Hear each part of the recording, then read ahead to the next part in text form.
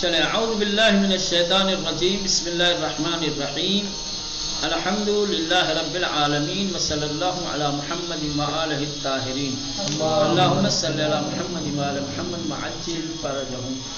خوب عرب کے حالات بیان کر رہے تھے، کس طریقے سے ذلت بار زندگی گزار رہے تھے، اس کا ایک نمونہ پیش کر رہے تھے اسد ابن زرارہ کا، کہ اوس و خزرج جو حجاز کے دو بڑے قبیلے تھے جن کے درمیان سالوں سے نفرت، دشمنی اور جنگ و جدال کا سلسلہ چل رہا تھا. اسد ابن زرارہ یہ مکہ آتا ہے، مکے کے قریش سے کیا ہے مالی اور تسلیحاتی مدد کے لیے، ٹھیک، قریش کے لوگوں سے، وہاں کے سرداروں سے ملاقات کرتا ہے تو وہ لوگ کہتے ہیں کہ نہ بھائی ابھی تو ممکن نہیں ہے کہ ہم کسی طریقے کی آپ کی مدد کر سکیں، کیونکہ ہم لوگ خود ایک نئے بکھیڑے میں، ایک نئی الجھنوں میں گرفتار ہیں. وہ یہ ہے کہ ہمارے درمیان سے ایک شخص کھڑا ہوا ہے جو ہمارے خداؤں کو، ہمارے بتوں کو برا بھلا کہتا ہے، ہمارے آباء و اجداد کو کم عقل اور بے خرد سمجھتا ہے. وہ لوگوں کو اپنی باتوں سے اپنی طرف جذب کرتا ہے. ہمارے بہت سارے نوجوان ان کی باتیں سن کر کے مجذوب ہو گئے، ان کی طرف چلے گئے. ٹھیک ہے، صورت جب نام جواب اس کو ملا، منفی میں جواب ملا، تو اس نے جانے کا ارادہ کیا. تو اس نے یہ بات ظاہر کر دی کہ میں خانہ کعبہ کا طواف کرنا چاہتا ہوں. تو قریش نے کہا کہ خبردار جانا نہیں، وإلا وہ شخص وہاں آپ کو ملے گا، کہیں ایسا نہ ہو کہ تم بھی آیتیں سن کر کے، ان کی باتیں سن کر کے دوسروں کی طرح سے مجذوب ہو جاؤ اور ان کی طرف چلے جاؤ، ان کا دین قبول کر لو. اب اس نے کہا کہ بھائی اگر جاتا ہوں تو یہ خطرہ نہیں جاؤں، تو یہ بھی عیب سمجھا جاتا تھا کہ کوئی مکہ جائے اور کعبے کی زیارت نہ کرے. کہا کہ کیا کریں بھائی، کیسے مشکل دور ہوگی؟ تو خود قریش نے کہا کہ ایسا ہے کہ کانوں میں روئی ڈال لو اور کانوں میں روئی ڈال کر کے جاؤ، اپنا طواف کر لو گے. جب کان ہی بند رہیں گے تو کیا سنائی دے گا. یہاں تک کل پڑھا تھا. آج اسد آہستہ وارد مسجد الحرام شد، کانوں میں روئی ڈالی اس نے اور آہستہ آہستہ مسجد الحرام میں داخل ہوا. آغاز میں طواف کر اور طواف کرنا شروع کیا. در نخستین شوط طواف، طواف کے پہلے چکر میں، شوط یعنی چکر، طواف کے پہلے ہی چکر میں چشم اوب پیغمبر اسلام صلی اللہ علیہ وآلہ وسلم افتاد. طواف کے پہلے ہی چکر میں اس کی نظر، اس کی نگاہ نبی کریم کے اوپر پڑی. دید مردی در حجر اسماعیل نشستے، اس نے دیکھا کہ ایک شخص ہے جو حجر اسماعیل کے پاس بیٹھا ہوا ہے. وَإِدَّيْ از بنی ہاشم دور اورا گرفتے، اور بنی ہاشم کے کچھ لوگوں نے اسے گھیر رکھا ہے، اس کے چاروں طرف کھڑے ہیں. وَأَزْمَ مُحَافِظَتْ بن نمایل، اور یہ بنی ہاشم کے لوگ اس کی حفاظت کر رہے ہیں. بلے استر سے تاثیر سخن او جلو نیامت، لیکن اس کی باتوں سے مؤثر ہونے کے ڈر سے، متاثر ہونے کے ڈر سے یہ آگے نہیں گیا، میں دور سے ہی دیکھتا رہا، کیونکہ ڈر رہا تھا کہ اگر جاؤں گا کوئی گفتگو کر لے گا تو میں بھی متاثر ہو جاؤں گا. لہذا سر انجام در اثناء طواف باخود اندیشی، اب یہ طواف کرتے کرتے اپنے آپ میں سوچ رہا ہے، فکر کر رہا ہے. سر انجام آخر کار در اثناء طواف، طواف کے دوران باخود اندیشی، اپنے آپ میں اس نے سوچا، فکر کیا کہ ان چے کار احق مکانے و ناب خردانے است، یعنی کہ یہ کون احمقوں والا، بے وقوفوں والا کام ہے جو میں کر رہا ہوں. ممکن ہے پردہ در مدینے ازمن پیروان ان حادثے سوالاتی بنمایاں، ہو سکتا ہے کہ جب میں واپس اپنے شہر جاؤں تو لوگ مجھ سے یہاں کے حالات، واقعات، حادثات کے بارے میں سوال کریں. میں کچھ سنے ہی نہیں رہوں گا تو کیا بتاؤں گا ان کو. ممکن ہے کہ پردہ در مدینے کہ کل مدینے میں ازمن مجھ سے پیراموں نے اس حادثے کے بارے میں سوالاتی بے نمایاں لوگ پوچھے، من در پاسخ آنان چھ بھی گویا، تو میں ان لوگوں کے سوالوں کے جواب میں کیا کہوں گا؟ از این جہت لازم دید، لہٰذا اس نے ضروری سمجھا کہ دربارے ان حادثے اطلاعاتی بے دست آورد، کہ وہ اس حادثے کے بارے میں کچھ معلومات دریافت کرے، کچھ معلومات حاصل کرے، کچھ اطلاعات حاصل کرے۔ او قدری پیش آمد، اب تھوڑا سا آگے آیا، و بے رسم عرب جاہلی سلام کر، اور جاہلیت کے عربوں کے سلام کرنے کا جو طور طریقہ تھا اسی طور طریقے سے اس نے سلام کیا۔ گو انعم صباحا، حضرت در جواب میں فرمود خدائے من تحیتی بہتر از ان فروف رسل، یہ سلام کرنے کا طریقہ تھا۔ انعم صباحا، آپ کی صبح خیر ہو، ہے نا؟ تو یہ زمانے جاہلیت میں سلام کرنے کا طریقہ تھا، اس نے اسی طریقے سے پیغمبر اسلام کو سلام کیا۔ تو نبی کریم نے فرمایا کہ اللہ نے کیا ہے اس سے بہتر سلام کا طریقہ مجھے تعلیم دیا ہے، خدا نے میرے تحیتی بہتر از ان فروف، اس سے بہتر سلام اللہ نے نازل کیا ہے۔ وآن این اس کی بیگوئن سلام علیکم،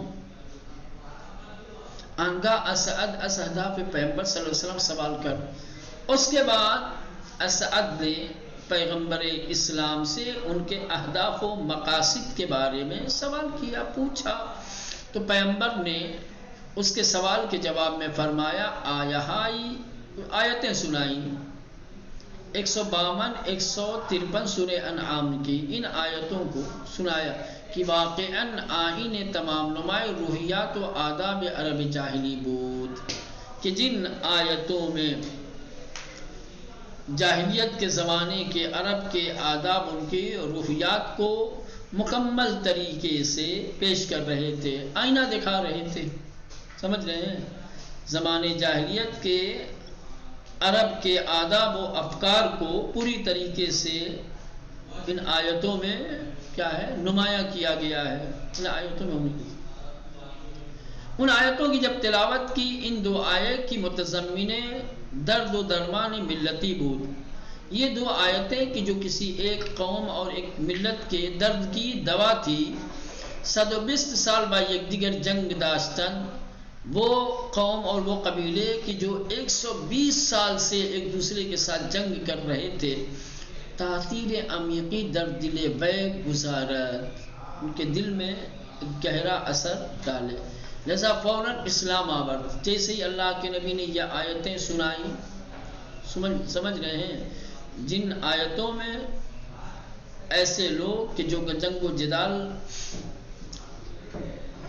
سینکڑوں سال سے کر رہے تھے، جو درد جنگ میں مبتلا تھے، تو جب ان آیتوں کے ذریعے سے ان کے درد کی دوا ملی، تو آیتیں سن کر کے متاثر ہو کر کے فوراً مسلمان ہو گیا۔ وتقاضا نمود کی کثیرہ بعنوان مبلغ میں مدینہ اعظام فرمایا، اور نبی کریم سے اس بات کی درخواست کرتی کہ آپ کسی کو مبلغ بنا کر کے مدینے بھیجیے، مدینہ تبلیغ کے لیے کسی کو اعزام کیجیے، کسی کو بھیجیے۔ وہ پیغمبر صلی اللہ علیہ وآلہ مصعب ابن عمیر را بعنوان معلم قرآن و اسلام بمدینہ اعظام نمود، تو پیغمبر اسلام نے قرآن اور اسلام کی تعلیم کے لیے معلم اور مبلغ کی حیثیت سے مصعب ابن عمیر کو بھیجا۔ دقت در مفاد ان دو آئے مارا از ہر گونے بحث و مطالعے در اوضاع عرب بے نیاز میں نمایا، کہنے کہ آیتوں کی جو دلالتیں ہیں، آیتوں کے جو مفاہیم ہیں، ان دو آیتوں کے مفاہیم میں جب آپ دقت کریں گے تو عرب کے اوضاع و حالات کیسے تھے اس کے بارے میں مطالعے اور مباحثے سے بے نیاز ہو جائیں گے۔ یہ دو آیتوں میں پوری تصویر پیش کر دی گئی ہے زمانے جاہلیت کے عربوں کی، زیرا ان دو آئے آشکارا می رسالت کے، کیونکہ یہ دو آیتیں واضح طور پر یہ بیان کرتی ہیں کہ بیماری ہے مزمن اخلاقی، کہ خطرناک اخلاقی بیماریاں زندگی عرب جاہلیت را تہدید میں کر، جاہلیت کے دور کے عرب کی زندگی کو ڈرا رہی تھیں اور خطر میں ڈالے ہوئے تھیں۔ از ان جہت ما متن ان آیہارا در پاورقی و ترجمہ انہارا با مختصر توضیح از نظر خوانندگان میں بھی برانی، یعنی چونکہ ان آیتوں کی اہمیت بہت زیادہ ہے اور ان آیات میں زمانے جاہلیت کے عربوں کے حالات کو بالکل آئینے کی طرح سے پیش کیا گیا ہے، جسے آئینے میں تصویر نظر آتی ہے بالکل صاف و شفاف۔ ان آیتوں میں زمانے جاہلیت کے عربوں کی حقیقی تصویر آپ کو دکھائی دے گی۔ آیتوں کو ہم نے پاورقی میں اور اس کے ترجمے کو یہاں اور پھر تھوڑی سی مختصر سی توضیح دیں گے یہاں پر۔ اب آیتوں کو دیکھنا ہے تو یہاں جائیے، قل تعالوا اتل ما حرم ربکم علیکم الا تشرکوا بہ شیئا۔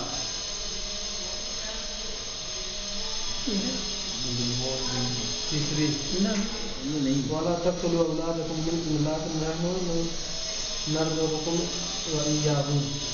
چلیں یہاں ترجمہ دیا ہے، وہ آیتیں بعد میں آپ لوگ پڑھ لیجیے گا۔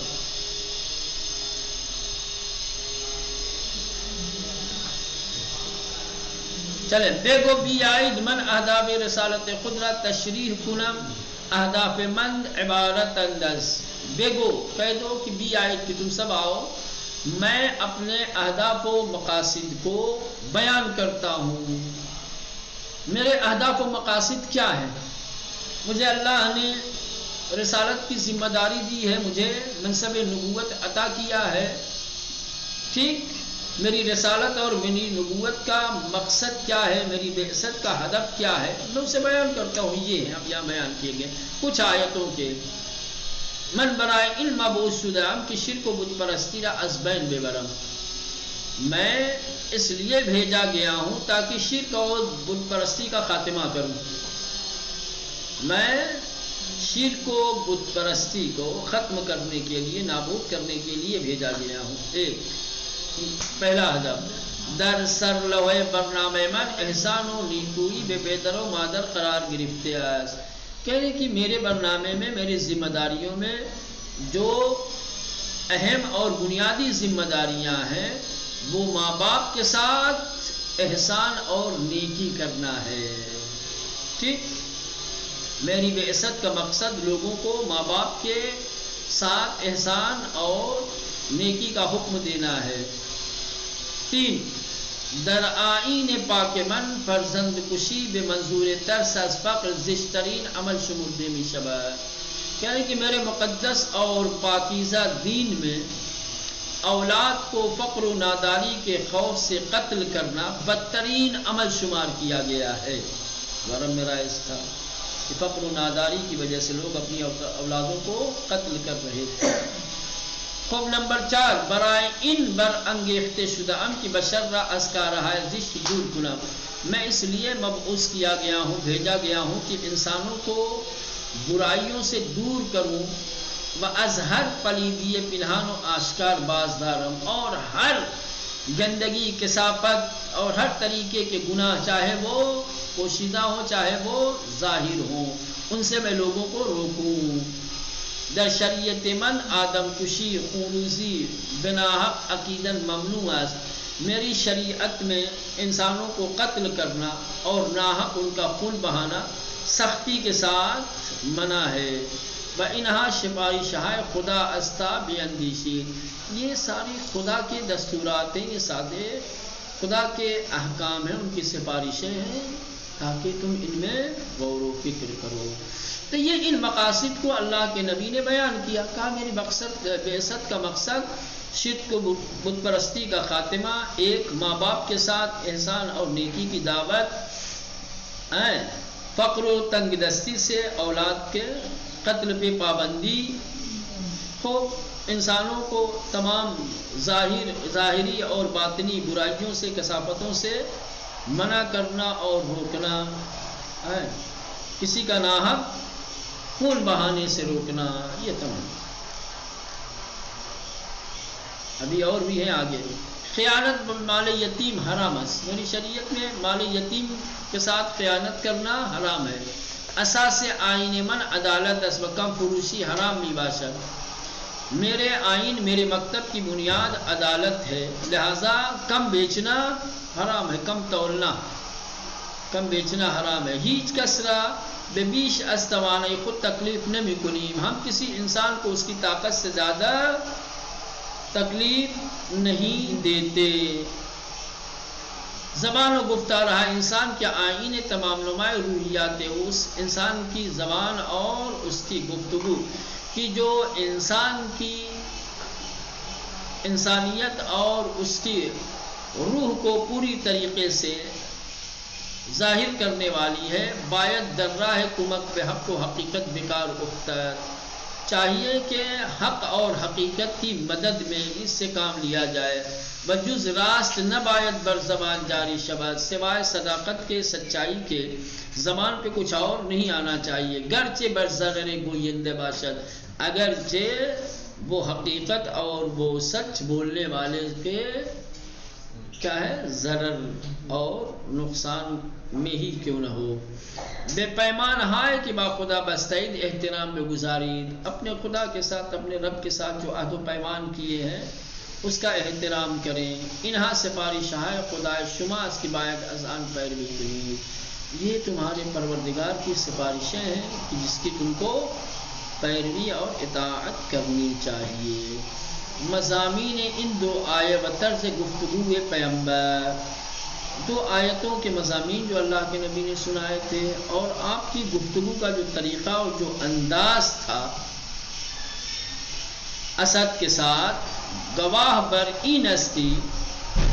اب یہ اس بات کی شاہد اور اس بات کی دلیل ہے کہ تمام ان صفات پست دامن گیر تودہ عرب بودے، جتنی چیزیں اللہ کے نبی نے گنائی ہیں اسد سے گفتگو میں، یہ تمام خرابیاں، یہ تمام برائیاں عرب سماج کے اندر تھی. اگر نہیں ہوتی تو گنانے کی ضرورت نہیں.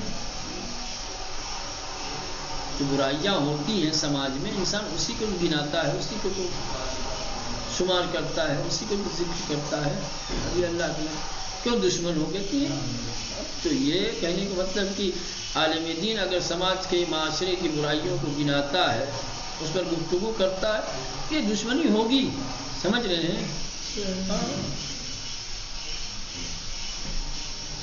تو ان دو آیتوں کے مضامین اور نبی کریم نے اسعد کے ساتھ گفتگو کا جو طریقہ اور انداز پیش کیا ہے، اس سے یہ ثابت ہو جاتا ہے کہ یہ تمام پست خصلتیں کیا ہے عرب سماج کے دامنگیر تھی.